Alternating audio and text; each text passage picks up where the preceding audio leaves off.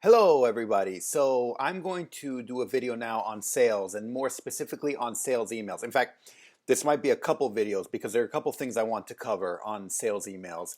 If you're a freelancer, especially if you're first starting out, chances are sales emails has a lot to do with what you're doing, especially in this day and age. Face-to-face networking is sort of out and it probably will be out for a bit. And so you have sales phone calls, cold calls, but those are quite rare and quite daunting, and I've never liked them. And in fact, I don't even think they're that much better than sales emails if sales emails are done correctly. And so chances are you're going to be doing a lot of sales emails, especially when you're first starting out. I've mentioned this before. I talk about a bit more length in my course, but here in the videos I've mentioned this before, that at the beginning is pretty much a numbers game, and you're just sending out emails, seeing what sticks, seeing what people are interested and when they're interested and why, etc., and trying to build off of that. So I wanted to talk about that a bit more in a way in which it isn't just a mess of just sending out emails and seeing what happens and then not knowing what'll work out and what won't, but trying to bring some method into it. And so yeah, usually what you'll do is you'll write up something, an email you can send, and you'll probably tweak it for each person you send it to, depending on what industry they're in, what country they're in, or something specific or whatever it might be. And I've talked a bit about this as well before, trying to find points in common with them maybe and stuff like that. But you'll be sending this email. Chances are after a while, and in fact this is usually what I recommend, you have a set template of an email that you can just tweak and change for each person you email it to. So you're not just writing up an email from scratch every single time. You obviously can't paste the same email to all the different people because you can tell those emails right away and they'll just delete it. As an agency, and I know I've mentioned this a couple times, but as an agency, we receive tons of emails unsolicited per day. I'm just a small agency, no one really knows me, and I receive at least 10, probably closer to 20 emails like this per day. And so just keep this in mind when you're sending these emails out. You're not going to hear back from you'll hear back from very few agencies, in fact.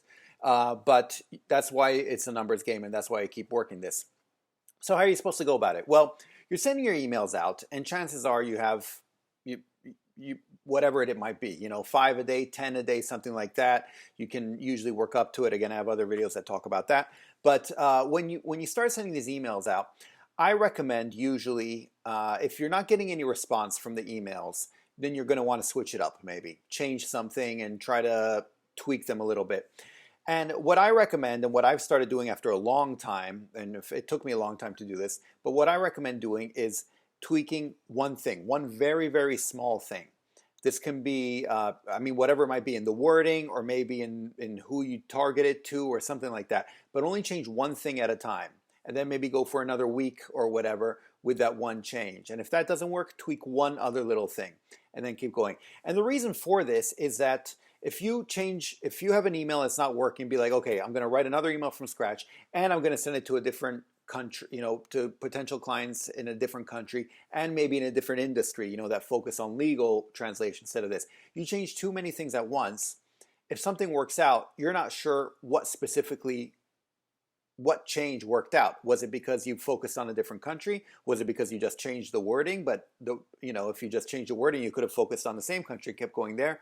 Or was it, there are too many changes, you don't know which one actually brought the result. But if you tweak one thing at a time, it's very easy to keep track of it. So then you just do one tweak, there's no change, okay, fine, do another tweak. And then there's a change, you're like, oh, that tweak worked. Okay, I need to remember that tweak is something that I should keep in mind for the future. And then, then keep that one tweak, but maybe tweak something else and see if that helps or not. And then you can go in a more methodical manner. And that way you're not basically sending emails around and not knowing what works. Because otherwise what happens is that you're sending a lot of emails out. Some work, some don't, but you don't really know why one works and one doesn't. And so you're kind of back to the drawing board and starting from scratch every single time you do this. But if you start off in a more methodical manner already from the beginning, it can become a lot easier over time to pinpoint exactly what works and what doesn't when you're sending out your emails. Again, when I talk about this more in my courses, I call it the Kaizen method because that's what it is. So you can feel free to look up the Kaizen method, just tweaking one small thing, seeing how that goes, and then tweaking another thing, and then going on.